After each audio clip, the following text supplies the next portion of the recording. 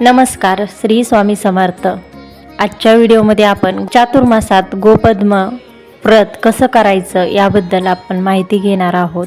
चातुर्मास म्हणजे हिंदू धर्मशास्त्रानुसार आषाढ शुद्ध एकादशी ते कार्तिक शुद्ध एकादशी हा 4 महिन्यांचा काळ असतो। मात्र काही जण याला चातुर्मास असेही म्हणतात।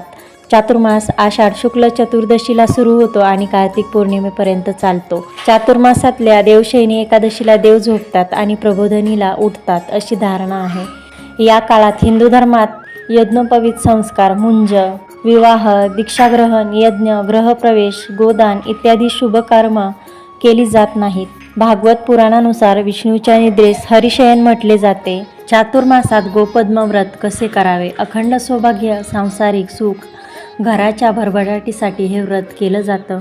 चातुर्मासात करायचे हे एक व्रत आहे। हे लग्न झाल्यानंतर 5 वर्ष व्रत करतात। जमीन झाडायची आहे व शेणाने सारवायचे आहे। तांदूळाच्या पिठाने किंवा रांगोळीने त्यावर 33 गोपद्म काढायचे आहेत। मग तुपाचा दिवा लावून गोपद्माची पूजा करायची आहे। नैवेद्य दाखवायचा आहे।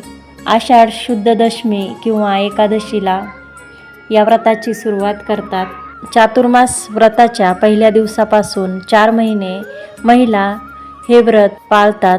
हे भगवान श्रीकृष्णाने त्याची बहीण सुभद्रा देवी यांना या व्रताची माहिती सांगितली होती। पूजा खोलीत किंवा तुळशीजवळ जागा निवडायची आहे। पूर्ण समर्पण आणि एकाग्रतेने गोपद्म रांगोळी काढायची आहे। रांगोळी काढल्यानंतर अरिसिना, कुंकुम इत्यादीसह गाय, वासरू आणि इतर देवतांच्या आकृत्यांची पूजा, पुष्प अर्चना आणि साखरेचा नैवेद्य दाखवायचा आहे। हे व्रत आपल्याला 4 महिने चातुर्मासात करायचं आहे। तसेच 33 प्रदक्षिणा आणि नमस्कार करायचा आहे। गोपद्म व्रताची पूजा 1-2 दिवस पूजा करता नाही आली तर जर तुमची ही पूजा आधी 1 किंवा 2 दिवस कोणत्याही कारणामुळे जसे की आजार किंवा मासिक पाळी आली असेल तर तुम्ही ती दुसऱ्या दिवशी किंवा सोयीस्कर कोणत्याही दिवशी पूर्ण करू शकता। हे सुटलेले दिवस 7 दिवसांपेक्षा जास्त नसावेत। जर ही पूजा दररोज करणे अशक्य असेल तर तुम्ही दुसऱ्या दिवशी 2 वेळा करू शकता, तिसऱ्या दिवशी 3 वेळा, अशा प्रकारे शिल्लक पूर्ण करा। अंतर 7 दिवसांपेक्षा जास्त नसावे। उद्याची पूजा तुम्ही आज करू शकत नाही। जेव्हा तुम्ही संचित पद्धतीने पूजा करता तेव्हा एक वेळ ती आरती करावी। चुकलेले दिवस 7 पेक्षा जास्त का नसावेत? आपल्या सर्वांना भागवताद्वारे माहीत आहे की श्रीकृष्णाने गोवर्धन पर्वत उचलला आणि आपल्या करंगळीवर धरला आणि 7 दिवस उभे राहिले। याच्या आधारे गोपद्म पूजा 7 दिवस चालू ठेवावी आणि सुटलेले दिवस 7 दिवसांपेक्षा जास्त नसावेत असा नियम आहे। कोणत्याही कारणास्तव ते चुकल्यास 7 दिवसाच्या आत पूजा पुन्हा सुरू करा आणि 7 दिवस सुरू ठेवा। गोपद्म व्रताची सांगता देव उठणे एकादशीच्या दुसऱ्या दिवशी म्हणजे द्वादशी दिवशी होते। तर ही पूजा आपल्याला सलग 5 वर्ष आपण करायची आहे। आषाढी एकादशीपासून ते कार्तिकी एकादशीपर्यंत हे गोपद्म व्रत करत असतात। या 4 महिन्याच्या कालावधीमध्ये हे व्रत करायचे असते। नित्यनियमाने हे व्रत करायचे असते। मध्येच काही अडचण आली तर ते दिवस स्किप करायचे आहेत। हे व्रत सकाळी देवपूजा झाल्यानंतर देवघरासमोर किंवा तुळशीसमोर करायचे आहे। हे व्रत करण्यासाठी तुम्हाला 30+3 म्हणजेच 33 गोपद्म काढायचे आहेत। हे गोपद्म तुम्ही हाताने रांगोळीच्या साह्याने काढू शकतात किंवा अशा प्रकारे साच्याच्या साह्याने काढू शकतात। गोपद्म काढून झाल्यानंतर त्याच्यावर हळदी कुंकू व्हायचं आहे, अक्षता व्हायच्या आहेत, फूल व्हायचं आहे आणि दिवा लावायचा आहे, धूप दीप दाखवायचा आहे, साखर म्हणून नैवेद्य ठेवायचा आहे। आठवड्यातून एखाद्या दिवशी तुम्ही गोडाचा नैवेद्य करूनही दाखवू शकतात। गोपद्मांची कहाणी रोज ऐकायची आहे किंवा वाचायची आहे। रोज नाही जमले तर तुम्ही आठवड्यातून एकदा तरी ऐकायची किंवा वाचायची आहे ही कहाणी। गोपद्म व्रताचं उद्यापन कसं करायचं? तर गोपद्म व्रताचं उद्यापन कार्तिक एकादशीच्या दुसऱ्या दिवशी म्हणजे द्वादशीच्या दिवशी करायचं आहे। या दिवशी एखाद्या सवासनी स्त्रीची ओटी भरायची आहे, तिला जेवायला घालायचं आहे आणि त्या सवासनी स्त्रीला 33 रुपये दक्षिणा द्यायची आहे।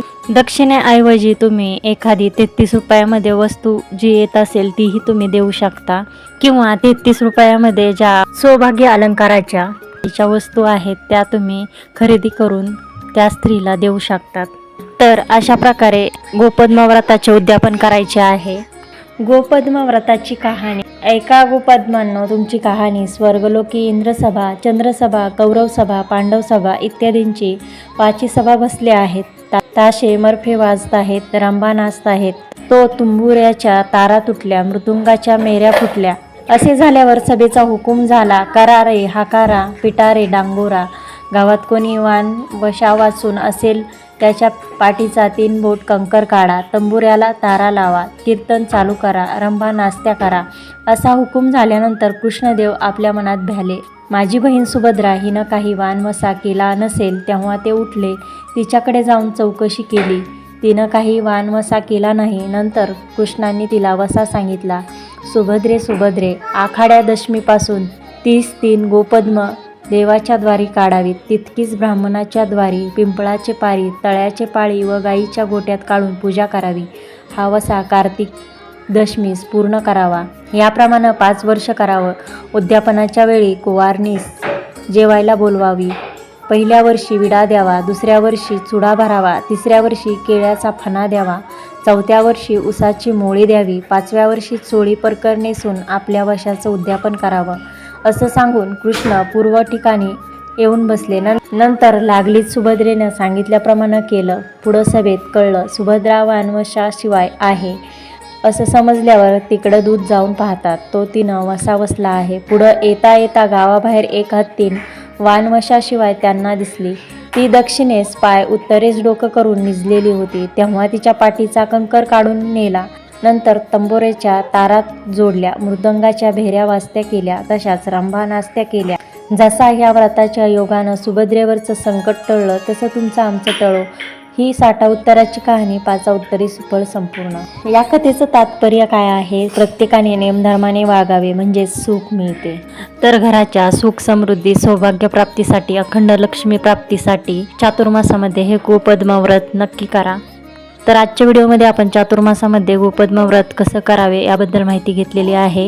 ही माहिती आणि हा व्हिडिओ आवडला असेल तर लाईक शेअर सबस्क्राईब करायला विसरू नका। चॅनलवर जर नवीन असाल तर सबस्क्राईब करा। धन्यवाद। श्री स्वामी समर्थ।